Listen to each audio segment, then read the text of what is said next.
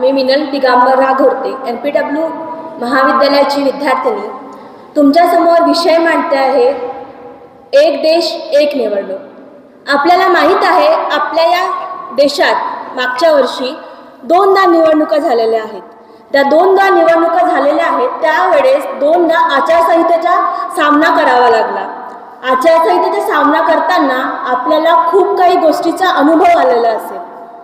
ज्या गोष्टी सरकारने आधी सांगून ठेवलेल्या होत्या त्या गोष्टी जसं काही योजनेचं सांगून ठेवलेलं होतं, काही योजनेच्या बद्दल काही माहिती दिली होती, तर आचारसंहिता असल्यामुळे त्या गोष्टी किंवा त्या योजना आपण आपल्या भारतामध्ये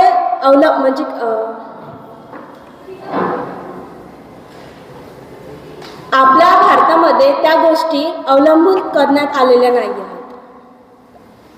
जर एक देश एक निवडणूक झाली तर आपला वेळ वाचेल। आपल्याला माहीत आहे की टाइम इज मनी। आपण खूपदा ऐकलं असेल किंवा कुठे वाचलं असेल किंवा खूपदा ह्या गोष्टीचं महत्त्व कळलं असेल, तर आपल्याला माहीत आहे टाइम इज मनी। जर आपण एक देश एक निवडणूक केलं तर आपला वेळ वाचेल। त्या वेळेत आपण लोकसभा, राज्यसभा, ग्रामपंचायत, पंचायत समिती या वेगळ्या वेगळ्या निवडणूक एकाखट्टे घेऊ शकतो। जर आपला वेळ वाचेल तर त्या वेळामध्ये जर एक इलेक्शन एका वर्षात 2 इलेक्शन होत असेल तर 2 इलेक्शनचा वेळ वाचवता आपण एक इलेक्शन घेऊन तो वेळ वाचवू शकतो। ह्या वेळेस 3 महिने किंवा 6 महिने आपला वेळ वाया गेलो असं समजू शकतो। त्याच्यानंतर पैसा, आपल्याला माहित आहे पैसा पण खूप महत्त्वाचा आहे। आपल्या भारत देशावर आतापर्यंत आकडे तर सांगू शकत नाही, पण आता आपल्या भारत देशावर कर्ज आहेच।